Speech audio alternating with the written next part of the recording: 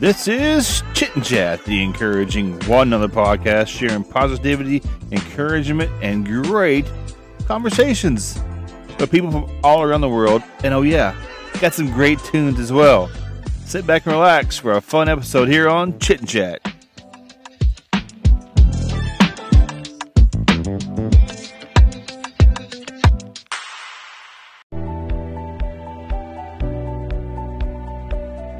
Hello there, and welcome to Chit Chat, the encouraging one another podcast, where it's always about encouraging others, sharing their story, like who's encouraged them, who's inspired them throughout their career, who was that person that perhaps picked them up when they fell flat on their face and at times they wanted to give up. Perhaps they were facing adversity and didn't know what to do, and they had someone come alongside them and help them out. Welcome. Got some great music lined up today for you. Got the Jansen Boys, Kiefer Wiki, Brian Tribble, and Cody Winkler, as well as music from my guest today. But before I introduce my guest today, let's get a couple of songs under our belt, and let's crank it up here on Chit Chat, the encouraging one another podcast. It's always about encouraging others. Welcome.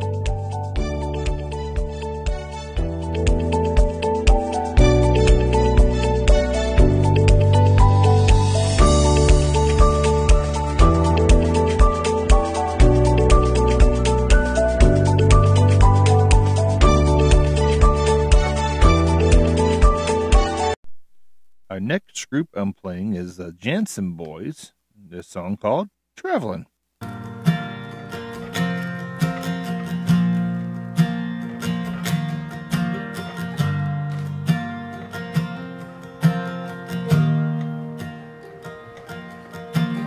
Day breaks on the afternoon with my love outside.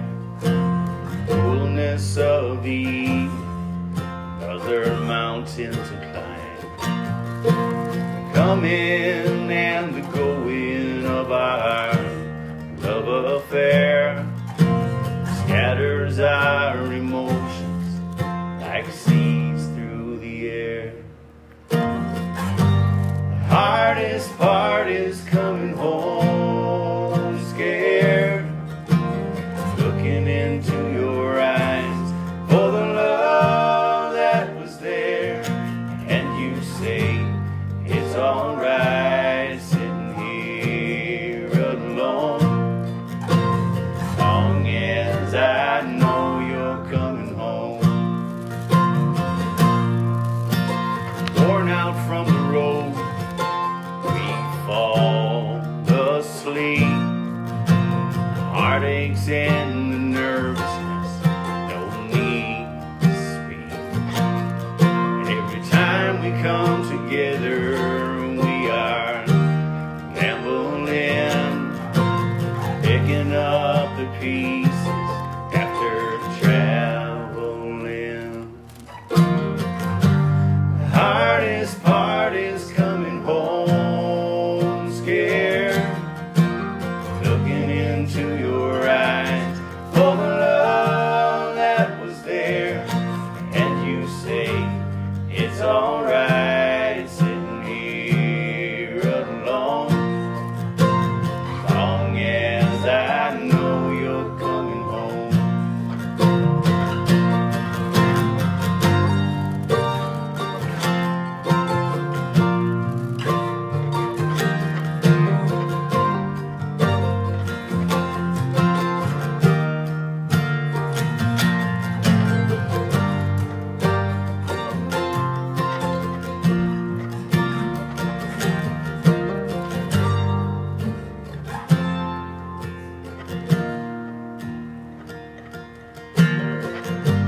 The hardest part is coming home scared, looking into your eyes for the love that was there, and you say it's alright sitting here alone, as long as I know you're coming home. Great tune there by the Jansen Boys. Hoping to get them on the podcast here in the coming weeks. This next song is by Kiefer Wiley, and I'm getting him on the show here in the future as well. This song is called Dancing, and from time to time, I'll throw a song on, the Alexa in the kitchen, and my wife and I will dance. I'm not the greatest dancer in the world. I do a little swaying, but we like to dance in the kitchen. This is Dancing by Kiefer Wiley.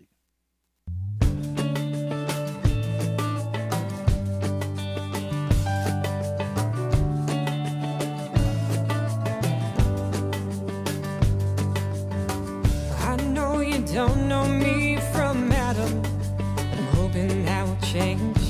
Oh, this DJ plays too loud, and I didn't catch your name. But if escape is on your mind, and you've got time, will you let me take you dancing? There's this little place I know,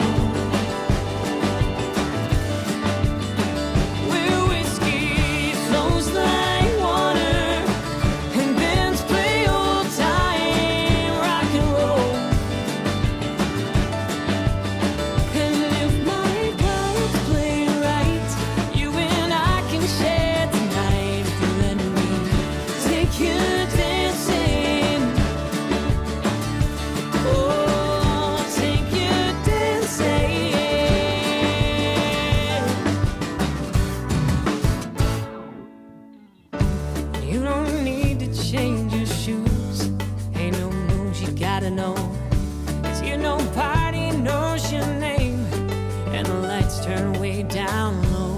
Move your body to the beat. Come on, let's go.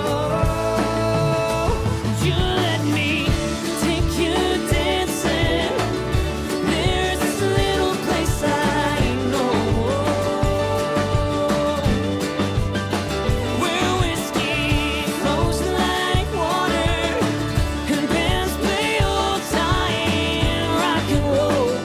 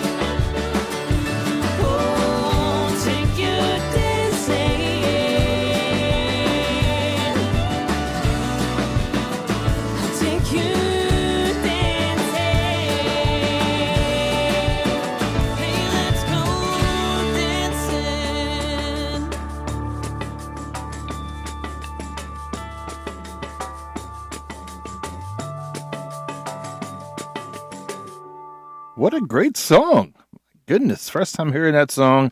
Kiefer Wiley, Dancing.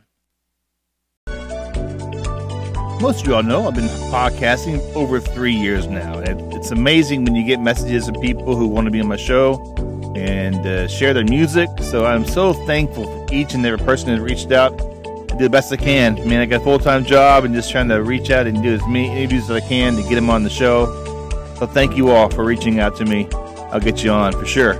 My guest today is from Vancouver area, the age of 18. Armed with his childhood dream and a high school diploma, he joined the rock and roll traveling circus and toured and toured and toured some more. And he has faced many schools of hard knocks.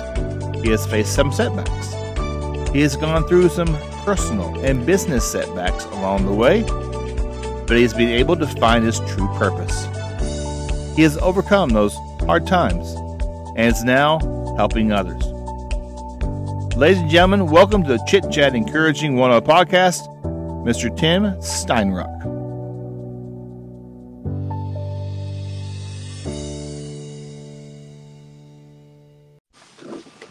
Hello, Tim. Hey, Jody, how's it going? Not bad. Yourself? Not bad at all, thank you. Well, thanks so much for the opportunity to have a little chat today. Appreciate it. Well, it is a pleasure to be here, my friend. You know, before we dive into some fun conversations, I love throwing some icebreaker questions at my guests, kind of get the wheels on this fun bus rolling. Are you ready for a few? Go ahead, man. Go ahead. If you had the ability to start a foundation or a charity today for something really meaningful for you, what would that be? Oh, well, it would definitely have to do around mental health, for sure. Okay. And removing emotional blocks that are keeping people from living their best life. We're going to do question number 2 again. What do you wish someone taught you a long time ago? Something I wish somebody told me a long time ago, that life is a lot easier when we can live a life that is free of the chains of our ego. Have you dealt with that at all in your life? Absolutely. It's some of the amazing work that I do. Nice. We'll get to that more in a second. But next question is: share your favorite breakfast, lunch, or dinner meal. What's your favorite?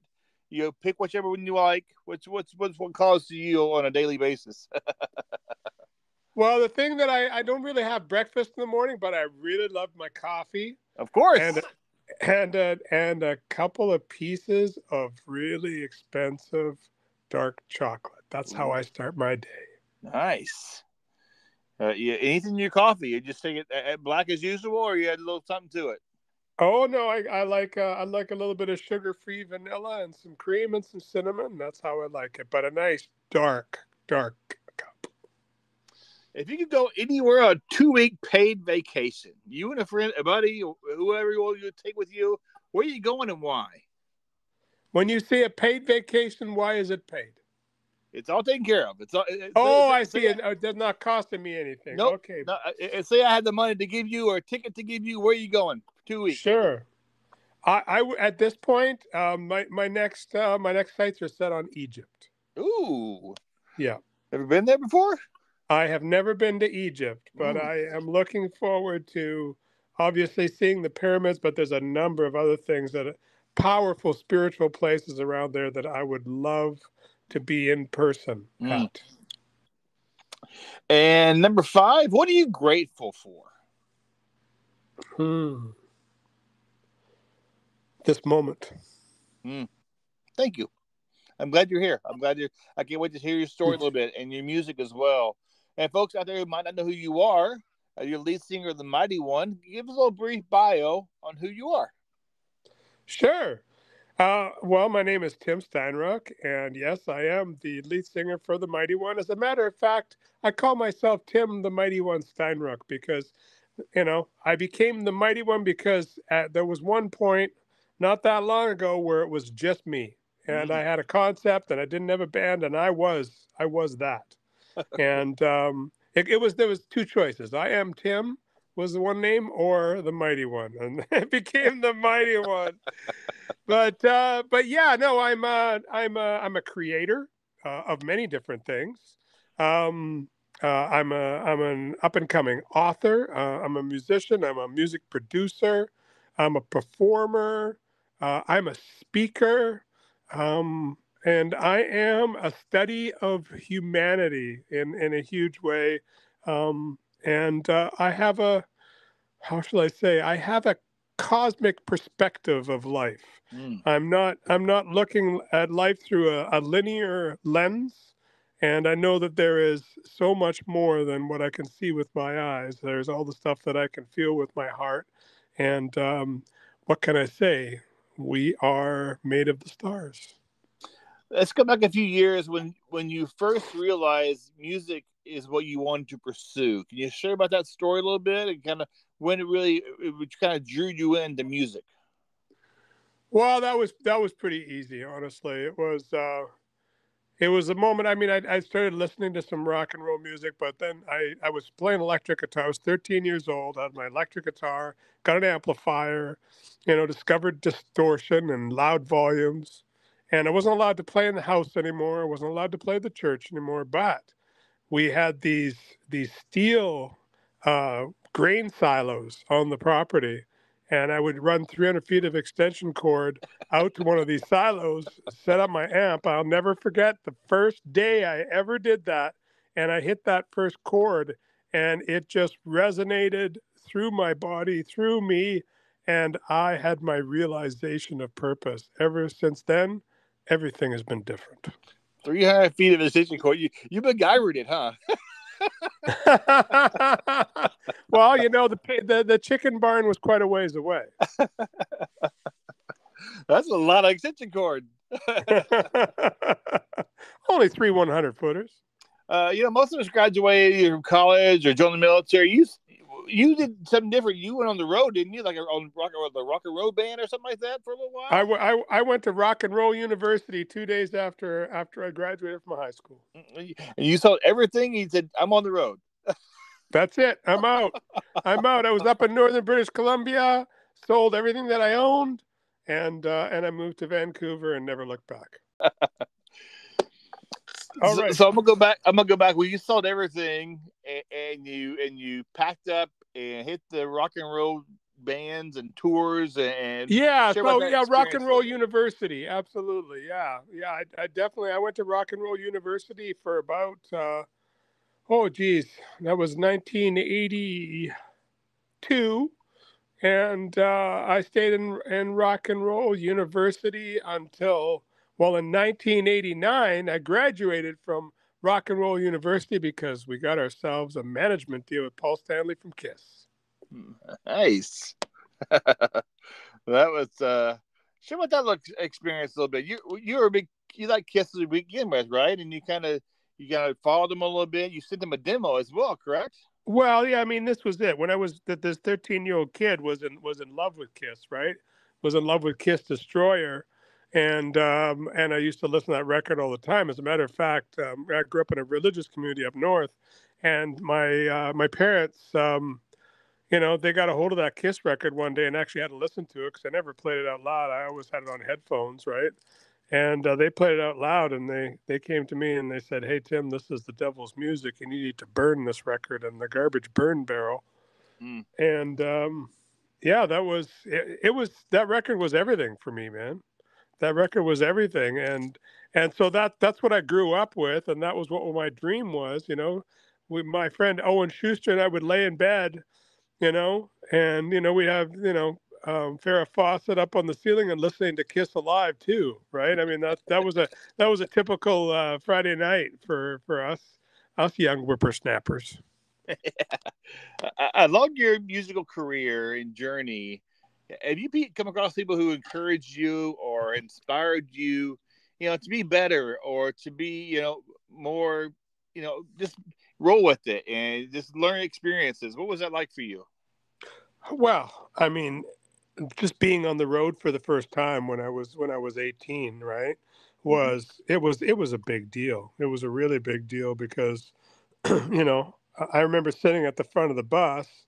I think I just turned 19, and I was sitting at the front of the bus, and we were, between some northern British Columbia or actually Manitoba town and some Saskatchewan town, and we're out in the open road and, and just writing in my journal and just going like, this is everything that I hoped it would be, and I just knew that anything was possible. And I just lived to be on the road, and I lived to be on the stage, and I lived to be in hotel rooms, and just lived for the lifestyle. I mean, being in the circus was just, I always wanted to join the circus since I was 13 years old, and here I was. And the circus was good, and the shows were good, and the experience, new people every night, and it's just incredible, just incredible. and living the life of my dreams. And then, yeah, and then this Van Halen. I joined a Van Halen tribute band after sort of joining a regular cover band. We got this Van Halen tribute band, and that thing just went nuts. I mean, we ended up touring North America and playing, all the county fairs and stuff like that down in the States. And, we may as well have been Van Halen at that point because, when you're playing, opening up for Shaka Khan for 5,000 people at the Santa Clara County Fair, you kind of go, wow, man, like this is awesome. This is the life that I want. And yeah, then we started writing some music, and it was Van Halen inspired, but Paul Stanley really took notice. We got him a demo tape, took it to the Four Seasons Hotel in Vancouver when Kiss was here playing in 1989, and he called us the next day. From the big brick cell phone, the big brick ones they had back in 1989. Called Yes, us sir. called us from one of those and said, "Hey, boys, just listen to your tape on the bus, and just wondering if you'd join us in Seattle tonight for come. I'd love to be. I'd love for you to come to the show. Would you come?" And it just went from there. Were you in shell shock a little bit? Like, is this real? Or do you kind of know that this is your goal in life was to be a rock star, to be a musician, and just it was how was that? Did you pitch yourself often? It was honestly, Jody, it was surreal. It was totally surreal, and definitely just always in a state of euphoria when that started, especially when it actually came to signing the actual contract, and then Paul Stanley coming up and you know coming up to Vancouver and spending a week with us doing pre-production in the back of my aunt's restaurant that had this place where you could perform. And yeah, and we just did pre-production there with him, and really learned about what a song was and what songwriting was. Mm. And then shortly after that, it's off to LA, getting picked up by a limo, driving down Sunset Boulevard, staying at a beautiful 5-star hotel on Sunset Boulevard, recording at Kiss's studio. The whole thing was absolutely nuts. How long was your band together during that time frame when you guys kind of were in the limelight and just it's enjoying it? How long was that for you? Well, I mean, I joined the band in 1983, and then it's like I say, it started as a Van Halen tribute, and by the time I left, I think it was 1994, 95. Okay. Yeah. What are some things you learned you were beneficial in that? You just kind of day by day a new adventure or a new challenge, a new chapter. I'm sure every day was a new day. You're like, "Ooh, this is cool. We could do this or this or this." Well, I mean, there was a lot of creativity. Obviously, right? We had to be writing a lot, and again, it was rock and roll university, and so learning about what songwriting was, what it took to write a song, the mechanics of a song, studio production, all of that stuff. We built a studio in Vancouver, and started demoing our own stuff, and really learned the process of recording and production and songwriting. It was very intense, and obviously we had one of the greatest professors in the world, Paul Stanley from Kiss. You guys still in touch today, or do you get a break touch, or Yeah, no, there's still communication. As a matter of fact, we actually never finished that first recording. It was an EP. It never got finished simply because our singer kind of lost his mojo in the studio. It was the last thing to be added to the record, and he lost his mojo. And we went home with our tails between our legs and started looking for a new singer. Mm. And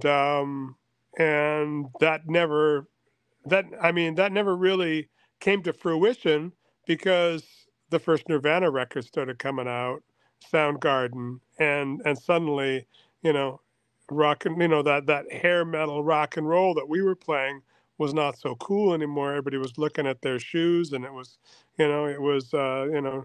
lumberjack jackets and, Mm. depressing music. The grunge stuff. Yeah, I mean, and so, but I mean, throughout that process, because we never got that singer, I had really stepped in as the voice of the band. Although I was never invited to really to be the lead singer for the band, I stepped into that role, right? Because we had to keep producing music. Mm-hmm. And so that's where I really suddenly I realized, you know what? Yeah, this is over, and this unfortunate how it's all ended here. But guess what? Look at all of the beautiful tools that I've got, and now it's time for my vision. Mm. And that's when I really that's really in a lot of ways when the Mighty One was truly born. So some folks, are really high. Down could be really low, but you kind of kept it even keel, and you got your drive for that, correct? Well, yeah, I mean, I don't. I'm not gonna kid you. I got lost for a number of years. Mm. I got really lost. I was because yeah, what you have to realize is, you know, I'd made it. Like before we went to LA, I actually again sold everything that I owned except for my van and a few clothes and my guitars and amps. I sold everything that I owned, and I didn't have a place anymore, nothing, because as far as I was concerned, I was a rock star now, right? Mm-hmm. Not realizing that, hey, what if it doesn't work out? And so when I got back from LA, I was lost, and then I got really lost for a number of years. I got married. I got I was because I was in full rock star mode. I was teaching aerobic fitness. I was down to like 175 pounds. I had lost most of my hair early on in life. And so here I was 26, 27 years old, and I was wearing wigs, and it was all about the image. It was all about the ego. It was Mm. all about the presentation.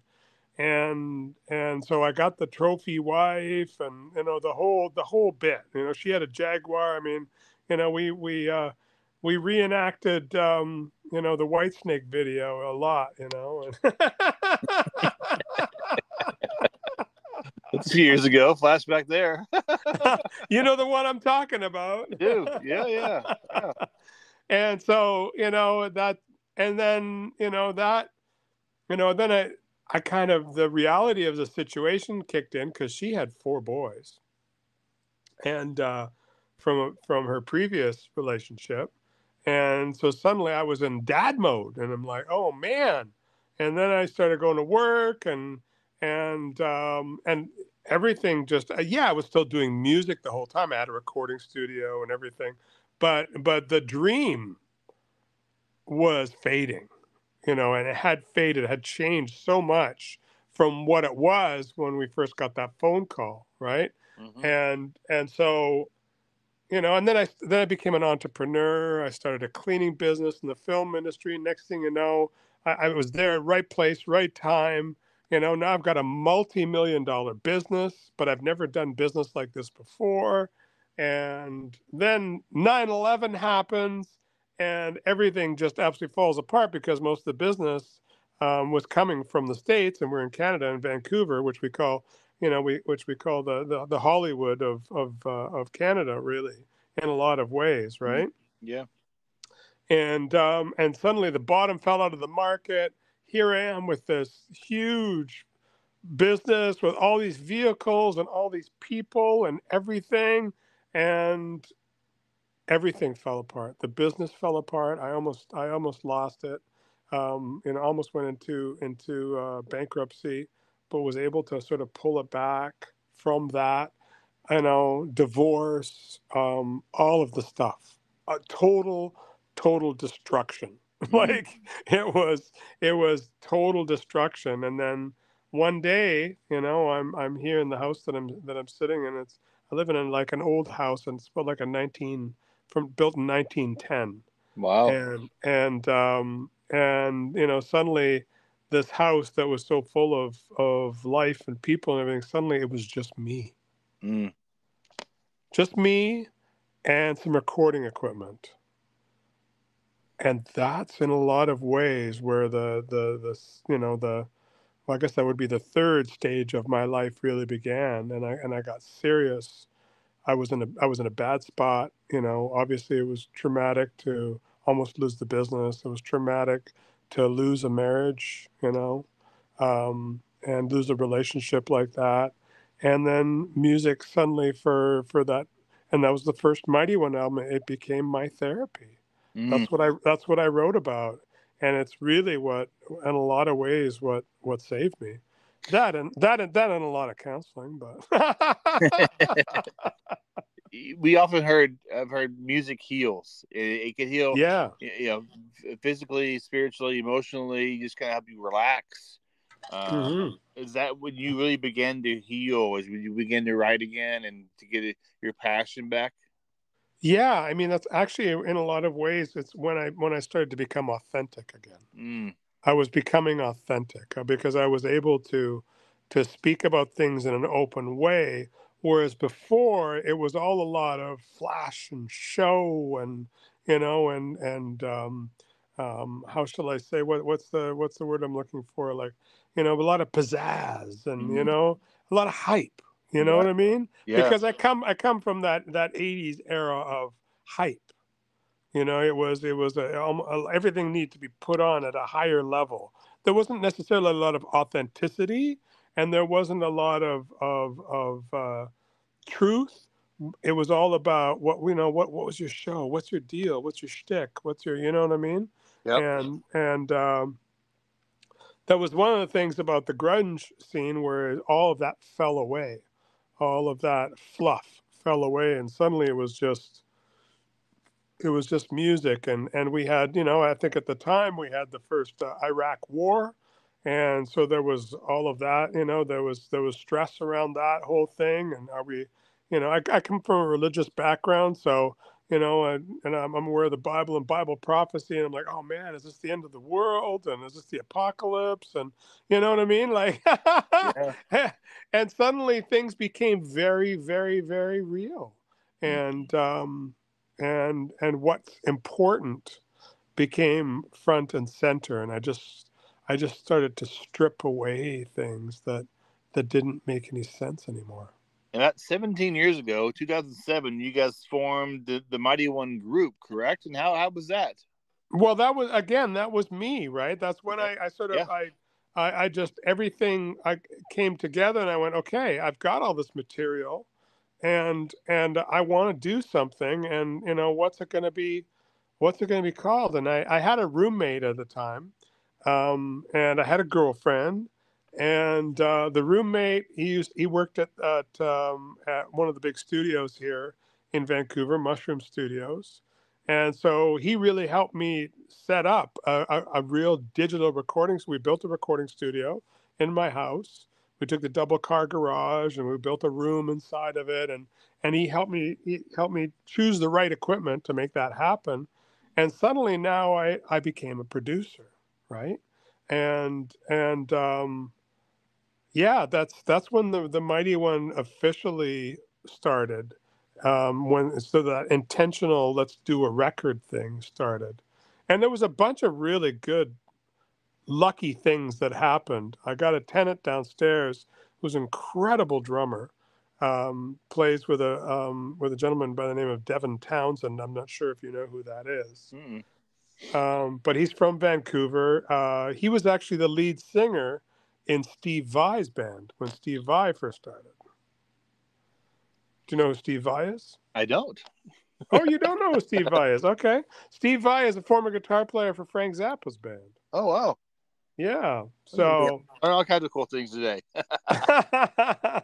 anyways, he moved in, and so, in trade for, just being able to share the studio and do what he needed to do there, he started playing the drum tracks on my material.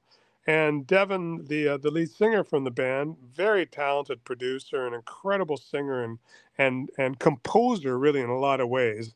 And in a lot of ways, I call him the Beethoven of hard rock and metal in North America.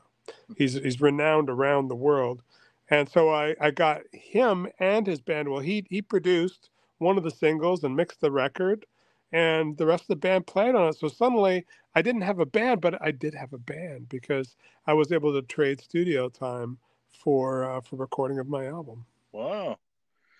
Throughout your life, as you picked up traits and qualities from different people in your life, you come around, and how has that helped you kind of be better, to be open, to be help you through the hard times you'd faced? I'd have to say that when it was 2010, and I'd gotten married again in 2007. That same time when the Mighty One started, I got married again, and my wife Heather, who's my present wife, I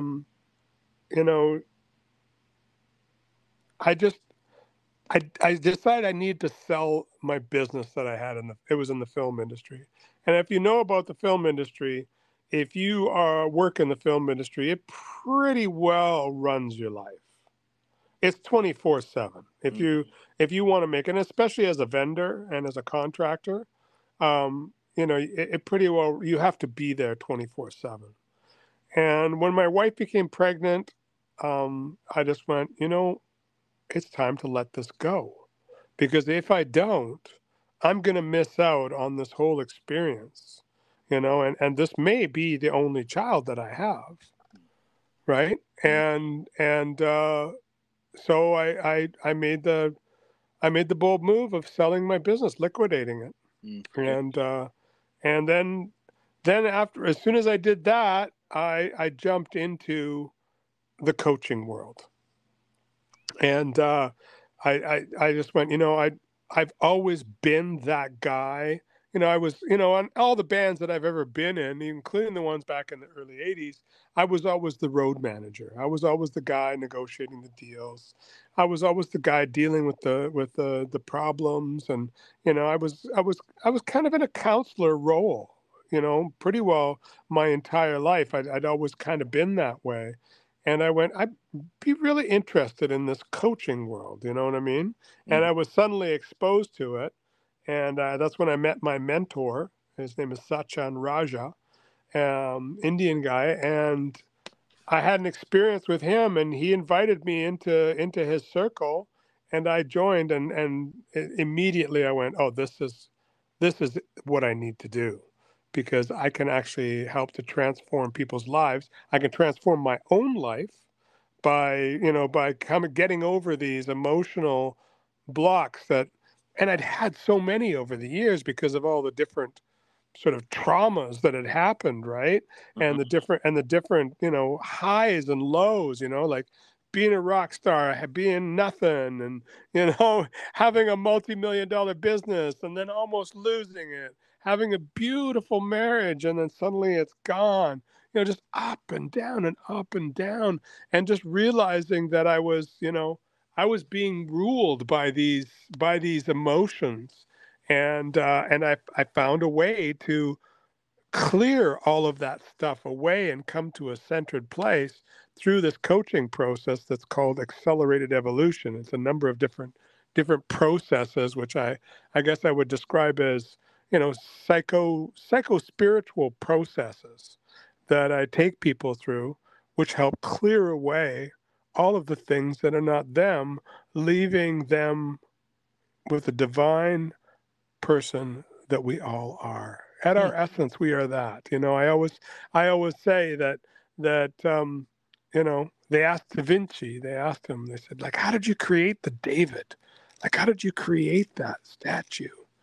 And he goes, well, I went to the quarry and I saw the big piece of rock that was perfect. And then I took it to my studio and I just chipped away all the parts that were not David. That's how I did it. I'm playing a couple of your songs after our interview today, and one of them I saw you were on the beaches of Normandy. You and a buddy were singing "The Warrior." You share about Yeah. that song a little bit. Sure. That's my drummer and my partner in the Mighty One, Bob Wagner. I think we've been working together for over 15 years now. And we were invited on with the Rise Up TV tour, which is something that I'm a co-producer and co-director on. It's a reality TV show. We take artists on the road and capture the entire touring experience, the travel, the ups, the downs, and the shows, and the successes, and the failures, and everything about being on the road. And anyways, we had planned to go to Europe. We were going to do 5 countries in 5 days, 5 shows, 5 countries, 5 days. And one of the shows we knew was going to be in Normandy, France, and on this old property from the early 1700s. And so I visualized. I knew we were going to go to the beaches. That was already a plan. We were going to go to Utah Beach, on the beaches of Normandy. And so, because it's one of the things that I use in my coaching is to visualize a goal achieved. So I wanted to visualize what it was like to play a song for the veterans, honoring the veterans on the beach, and really soaking up the vibe of that, of their sacrifice. We're talking about a time when the world it wasn't, everybody was like, wow, this could go really bad, and the Nazis had taken over France, and that's when the Allied forces all just, moved into the beaches on D-Day.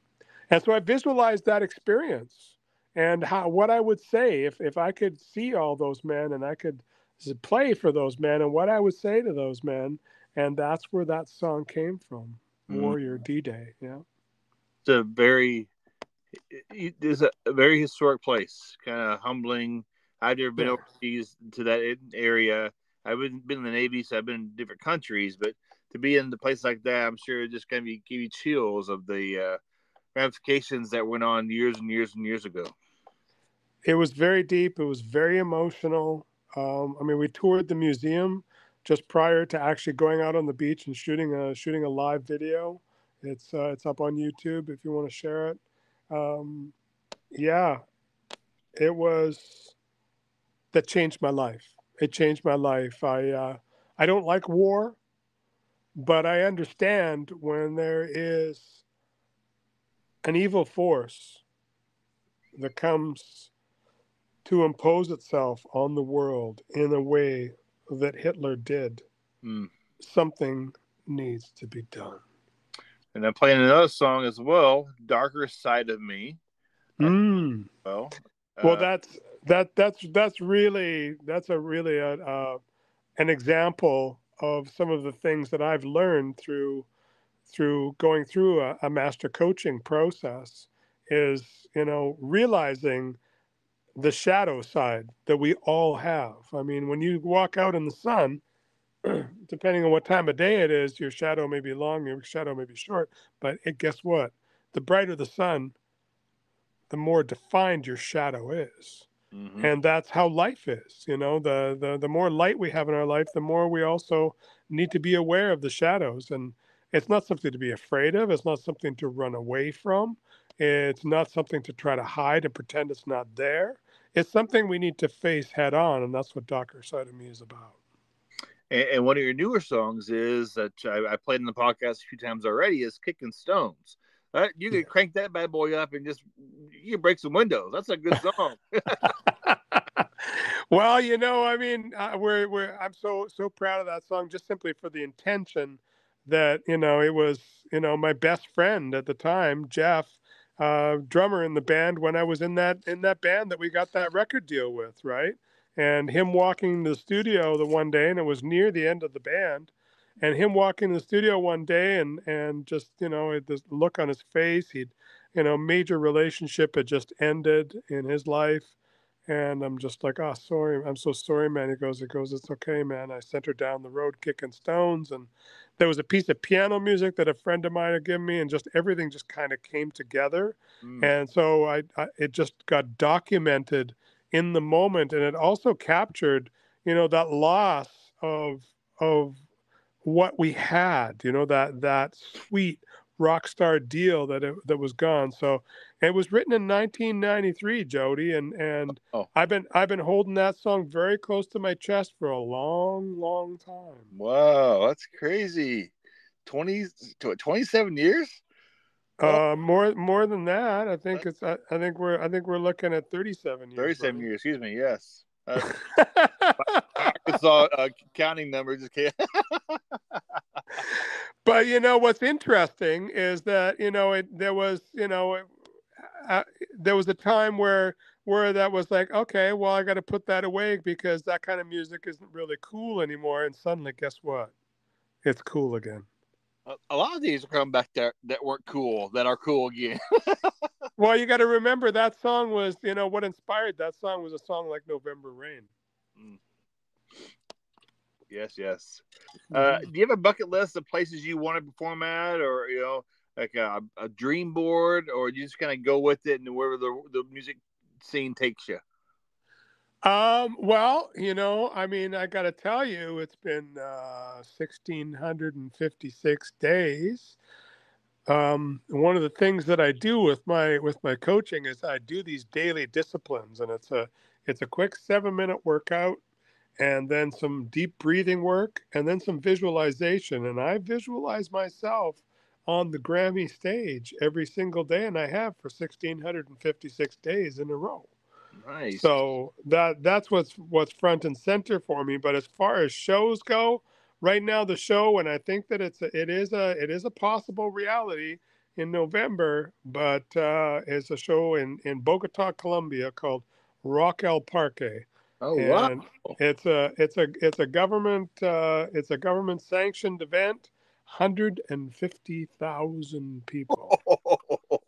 And Kicking Stones has really kicked down the doors in Latin America and South America. There's been a lot of beautiful things that have gone on, including getting featured in Billboard magazine Argentina, and we're feeling really really good that it's a possibility that we could play that show. And if we can play that show right now, that's my goal right now. That is awesome, man. Congratulations. Thank you. And speaking of stages, you'll be down in Atlanta. You and I are kind of tied together with the ISSA. I am a member as well as you are. Yes. And Yes. awards and nominated for awards. What's it like being nominated for an award? Does that give you like justification on what you're doing? Well, I mean, in a lot of ways, it's confirmation of Mhm. what I'm doing. I mean, this visualization that I'm talking about, this part of my personal process that I have every day, is last year when I walked up on that stage and I won International Songwriter of the Year, I was very happy. I was just like, I was blown away. I was not expecting that. And so to be invited to the stage for that was incredible. But then to get Album of the Year and Band of the Year Silver on top of it, and being the first time ever 3-time ISSA winner in one show, was just like, holy shit, I think this works. That's awesome. Yeah, pinch yourself a few times. Did I what? Pinch yourself several times, I'm sure. It was surreal. It was absolutely surreal. So yeah, we're looking forward to going down there and taking a victory lap. You also did a song that was licensed by the NHL and series for Sidney Crosby's return in hockey. Share about that a little bit. That's pretty cool. Yeah. So from the second Mighty One record, the first single was a song called "Waiting for You," and beautiful animated video. Same guy who did the Torture Rock and Roll video, animated video. And anyways, Yeah, they were serious. Sidney Crosby was returning to hockey after a number of different head injuries that he'd had, right? And so, like, some serious concussions. And so he was coming back. So, and Sirius XM and the NHL reached out to me and they said, "Hey, the song "Waiting for You" would be perfect for a Sirius XM feature." And I'm like, "Wow, that would be amazing." And so that was a big win, big win. Oh, and you've had coverage on Rock Hard, Power Play, Fireworks magazines, different A&E, MTV. What's that like for you when people reach out to you and want to interview or share your music and just get your music out there? That's so awesome. Yeah, I mean every little piece is so important, and every big piece that happens, but it's all just one step forward towards the bigger goal. I mean that's really how I look at my life every day, and having gratitude for the wins, whether it's a little win or it's a big win. Having gratitude is the doorway to abundance, and in many ways, even though I'm still a struggling musician after all these years, I'm still a struggling musician. Every day I just keep taking another step with the knowing that that that ultimate dream is possible. Mm. You have a pretty crazy beard, and is it true are a part of a ZZ Top tribute band? Yeah, sure is. Yeah, sure is. Absolutely. Yeah, we're working hard to make that one our sort of our day job, as it were. We've had some really great experiences with it already, but yeah, we're gearing up for some USA touring with that. And the thing is that I've been doing it for over 10 years now, maybe 12 years. And we are the original ZZ Top, and I am honored more than ever since his passing, to play the role of Dusty Hill. Mm. How did that come to be? Did someone call you and say, you got a crazy beard. I got an idea for you."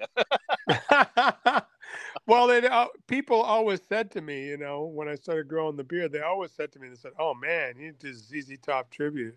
You need to do, but I don't really play blues guitar in the talented way that Billy Gibbons does. So that was the only thing. So I was always looking for the Billy Gibbons, and I found him. And he was playing in another ZZ Top band. We sort of took it to the next level. Next thing you know, this thing takes off. But then he decides that he wants to retire. He retires. We hire another guy. That guy has a stroke.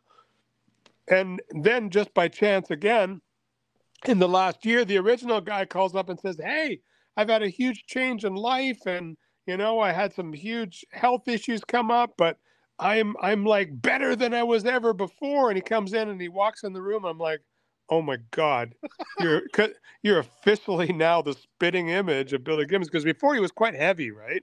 It was, and so he was like it's hard to sell a fat Billy, right? But it was working because he could play and sing it pretty good. But now he's like this new person, and he's a spitting image, and this thing is incredible, incredible. And people love ZZ Top. They love, love, love ZZ Top. Even the kid, like when we're playing shows, and especially festivals and stuff like that, and you see three generations of people. There's the mom and dad that grew up with ZZ Top. There's the kids who listen to mom and dad's ZZ Top records. And then there's their kids who think it's like a couple of Santa Clauses on stage. You get the cool car, the cool keychains as well.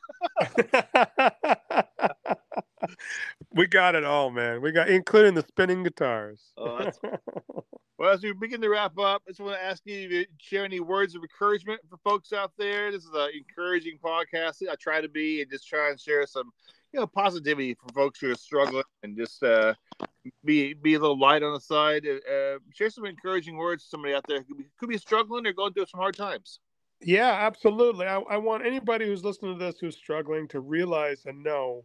I want you to know that even though it might not seem this way, inside every single one of us, we are whole, perfect, and complete. Mm. Now, there's a bunch of stuff that's happened in your life and your reaction to it and your experience to it that has got all these layers on top, kind of like an onion, right?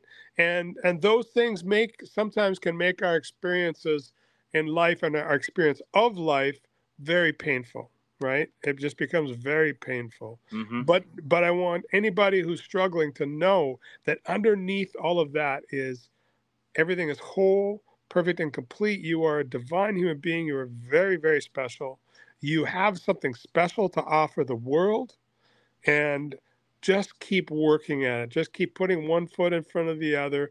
Do the things that need to be done. Be courageous, dig, and just get rid of the parts that are not you. Much like I talked about with that Michelangelo, or Da Vinci, Mm-hmm. I know it was Michelangelo. About the David is just get rid of the parts that are not you. Mm. Just let those parts go. And the more that you do that, the more that you'll have access to that beautiful part of yourself.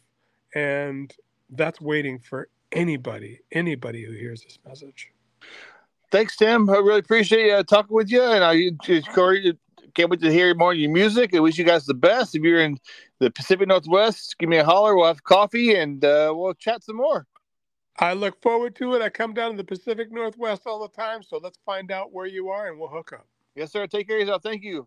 Thank you. Bye-bye. Bye-bye.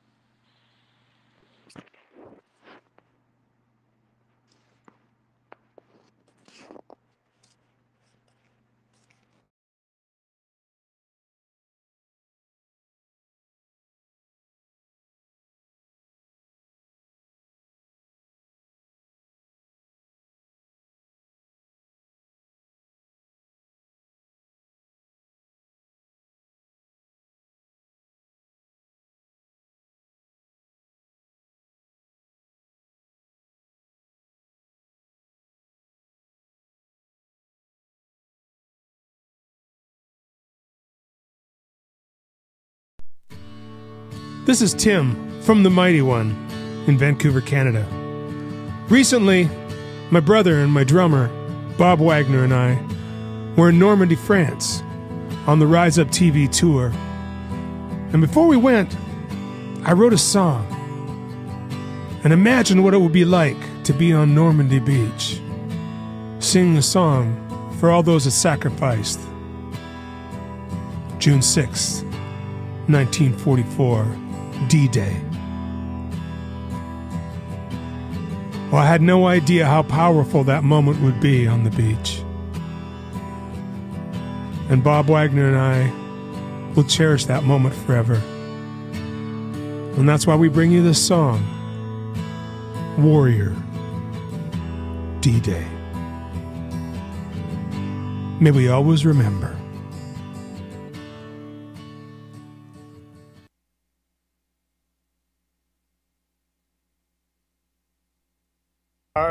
On Utah Beach in Normandy, and wanted to play a song to honor the veterans that came and sacrificed themselves here. This is for them.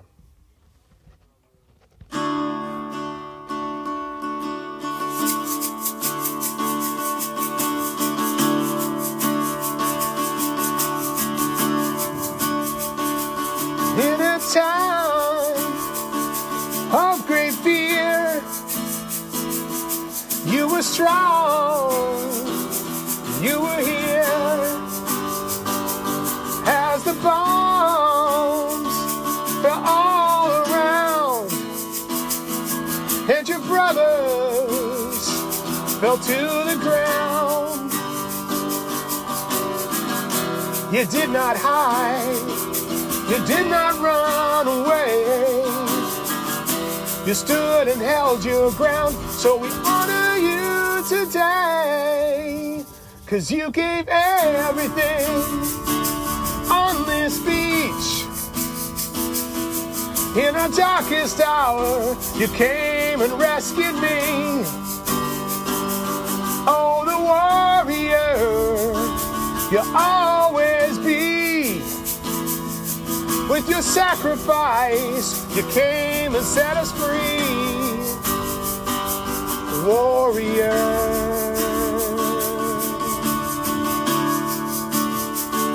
We want you to know we're still at war, because the power hungry, they still want more.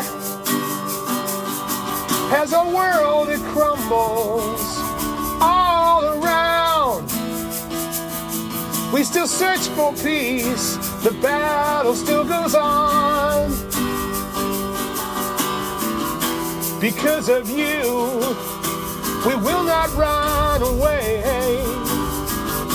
We'll stand and hold our ground until the victory day. 'Cause you gave everything on this beach. In our darkest hour, you came and rescued me. Oh, the warrior you'll always be. With your sacrifice, you came and set us free. Warrior.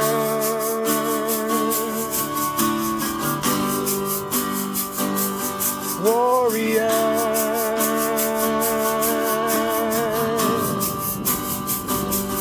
Warrior.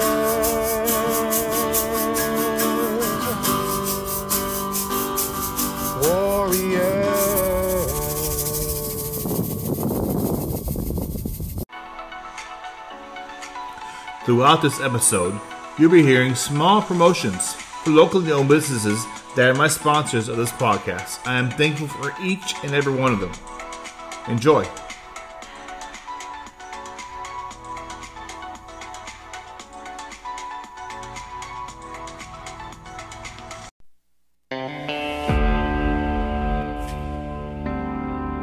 Are you craving some delicious, fresh, hot out of the oven Texas style donuts?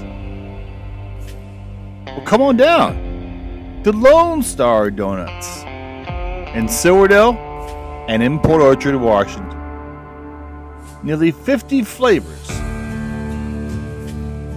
That's right, 50 flavors. Not like 5 or 6 like some stores. They're not on the shelf that been there for who knows how long. These are fresh, Texas-style donuts. And in Silverdale, come on down to 10876 Maury Place Northwest. The number is 360-204-5021. Or in Port Orchard, Washington, their address is 2649 Southeast Mile Hill Road, 360-443-2600, and place your order today for the freshest donuts around, Lone Star Donuts.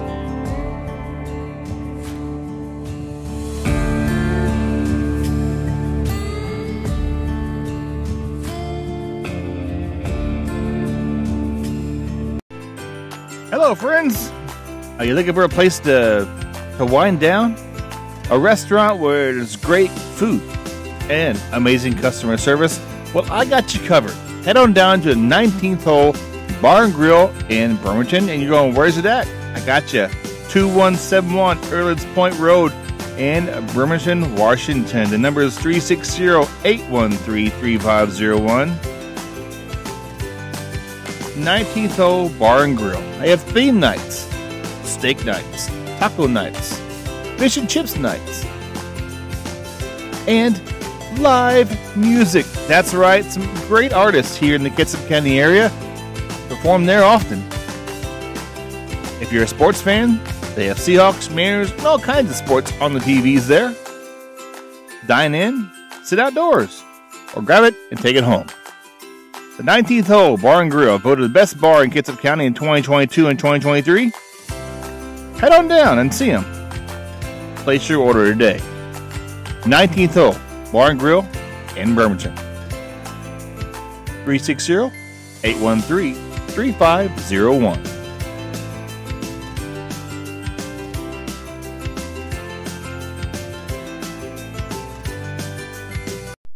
Our next song is by Cody Winkler, Pick Me Up on Your Way Down.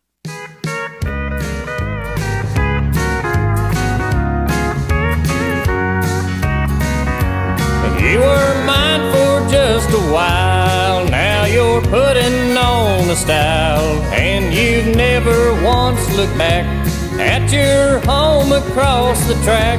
You're the gossip of the town, but my heart can still be found where you tossed it on the ground. Pick me up on your way down. Pick me up on your way down when you're blue and all alone, when their glamour starts to bore you. Come on back where you belong. You may be their pride and joy, but they'll find another toy, and they'll take away your crown. Pick me up on your way down.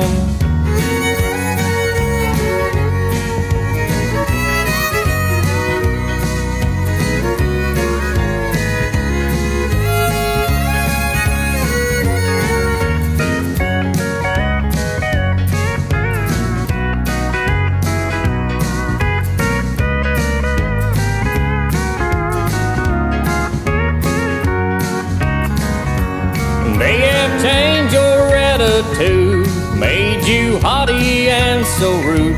Your new friends can take the blame. Underneath you're still the same. When you've learned these things are true, I'll be waiting there for you as you tumble to the ground. Pick me up on your way down. Pick me up on your way down when you're blue and all alone, when their glamour starts to bore you. Come on back where you belong. You may be their pride and joy, but they'll find another toy, and they'll take away your crown. Pick me up on your way down.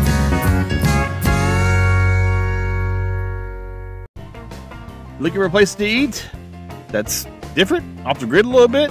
Come on down and check out Big Apple Diner in Bremerton. And as soon as you pull up, the decor is so amazing. Takes you back to the 50s. They have breakfast, lunch, and dinner specials. Breakfast all day, if you like breakfast all day. Any time of the day, get some breakfast. Wednesday Salute. On Wednesdays for active and retired military, you get 10% off your entire bill. You can give them a call at 373-8242 or go down and see them at 6720 Kitsap Way in Bremerton. Their hours are Monday, 8 a.m. to 3 p.m., Tuesday through Saturday, 8 to 8. That's the Big Apple Diner in Bremerton with a huge menu and over 30 shakes. Big Apple Diner in Bremerton.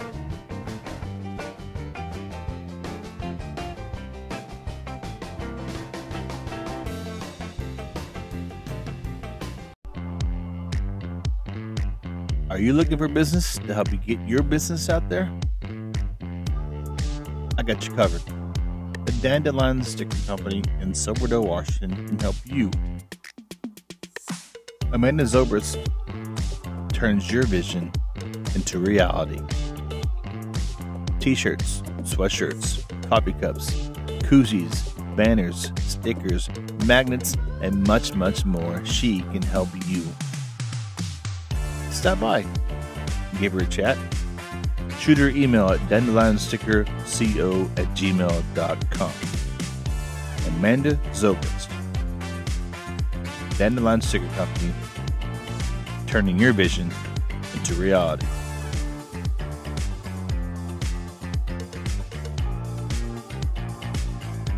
She's also on Facebook as well. Check them out, Dandelion Sticker Company. turning your vision to reality.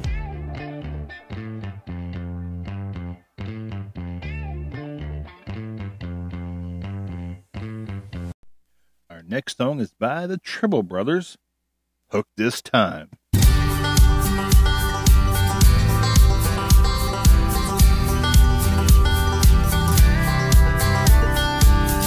I can barely see the road. I'm blinded by your face staring back at me in the back of my mind. I lost track of how I got back home, listening to Dina Carter's Strawberry Wine.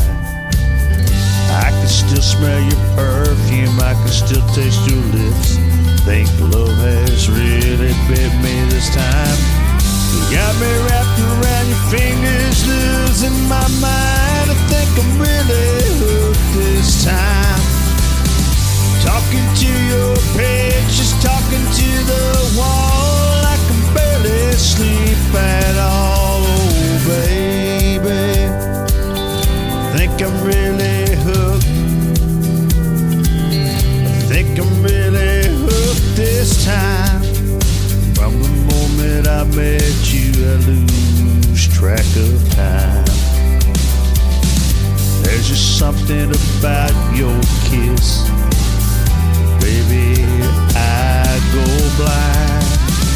You got me wrapped around your fingers, losing my mind. I think I'm really hooked this time.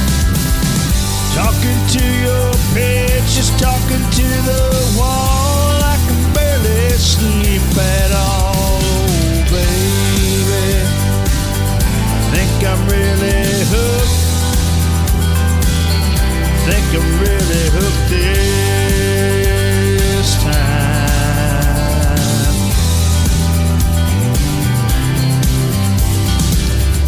From your soft, gentle touch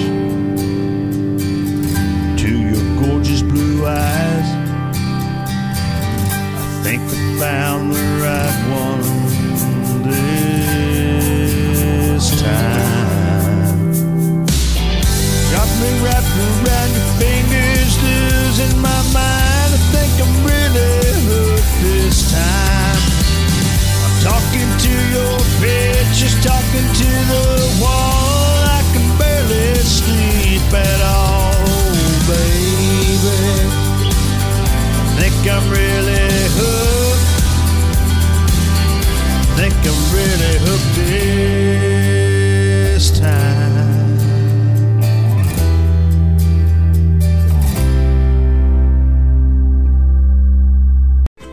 Hola, my friends. Hope you're doing well. Maybe you're getting a little hungry, so this little promotion for some businesses here in Silverdale might get you hungry. So if you're in the area, Kitsap County area, stop on by and see my friends at Taquiza, located at the Kitsap Mall in Silverdale. Their address is 10315 Silverdale, Washington. Their number is 360-698-4335. And on Tuesdays, you can go down and get your fill of tacos for 50% off. And now they have 6 kinds of tacos, so you can guarantee you'll get full on some tacos on Tuesday. They have burritos, chimichangas, taco salads. My favorite are the grilled jalapenos. And sometimes in the season, those jalapenos are super hot and super good. So go on down and see my friends at Taquiza at the Kitsap Mall. Also in Silverdale, they have a food truck called Taquiza Street. They have breakfast burritos, homemade flan, tacos, and churros too. All made with the freshest ingredients. Great customer service. Great staff. Their number is 360-200-7315. Located at 9571 Silverdale Way, Washington. That's 9571 Silverdale Way in Silverdale. Taquiza and Taquiza Street, great places for some authentic Mexican food. Go down and see them. Tell them Joey sent you. Come Chit Chat, the encouraging one another podcast, and get your feel on some delicious tacos.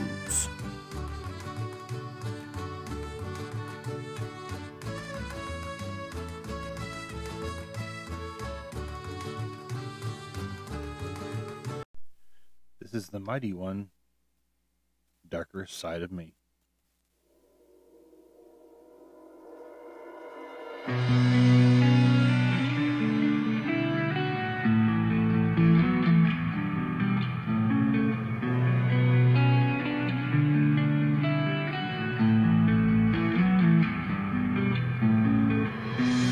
There's a place I sometimes go where it's raining, mist and cold, far away from peaceful light and warm. But I hold it, I embrace. Dark cloud shadows cross my face, Viking anger and a lust for more.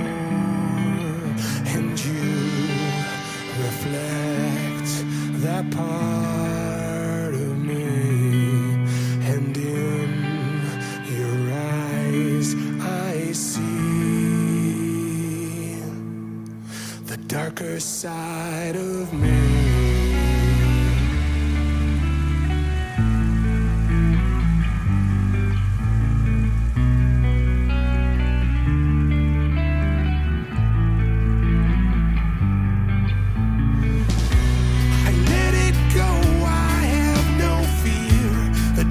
Side is always near.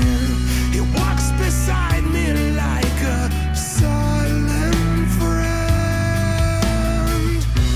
A place to go, release my pain. To hold it in would be insane. Kiss the morning, but embrace the night. You reflect that part of me, and in your eyes I see. You reflect that part of me, and in your eyes I see.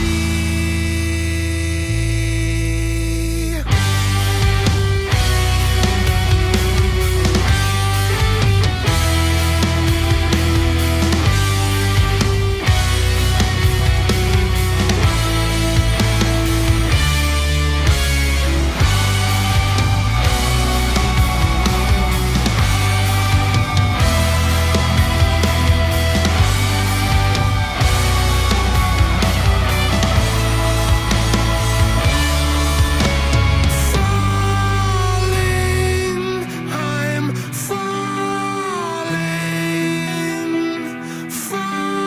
falling to the night.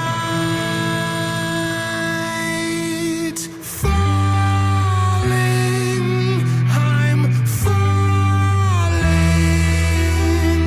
falling to the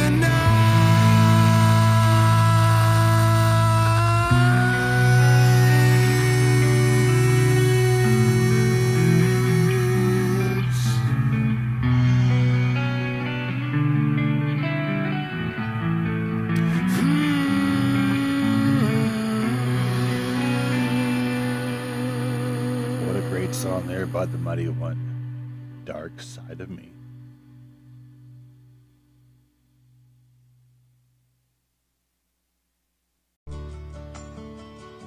Thank you so much for joining today here on Chit Chat, the encouraging one of the podcast. Had a fun time talking to Tim Steinruck, singer of the Mighty One and the wearer of many hats. I was hoping to discuss more with him about the many hats he wears, but I'll give him a show again down the road and we'll discuss some more. It was a really fun time talking with him and hearing his story. We also thank you for the Jensen Boys sharing their song, Traveling, Kiefer Wiley, Brian Tribble, and Cody Winkler sharing their music as well.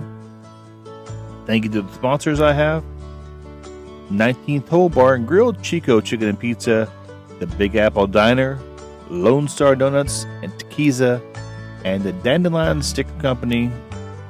Please check them out if you're in the area. Madness, you can go online, and if you want to order some all kinds of goodies, stickers, hats, and shirts, and she can help you get you all taken care of and situated. The Chit Chat Encouraging One Another podcast is all about encouraging others and sharing positivity. Subscribe and follow the podcast on Spotify, also on iHeartRadio, or chitandchatpodcast.com. Getting close to 150 episodes. But thank you for joining. Please share it with family and friends, and let's encourage one another. Let's make encouragement contagious.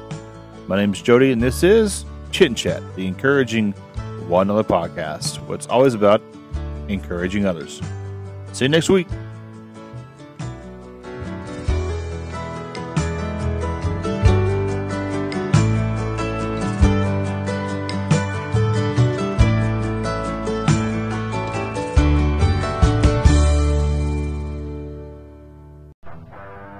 This is Chit Chat, the Encouraging One Another podcast. That's all it's about, encouraging others.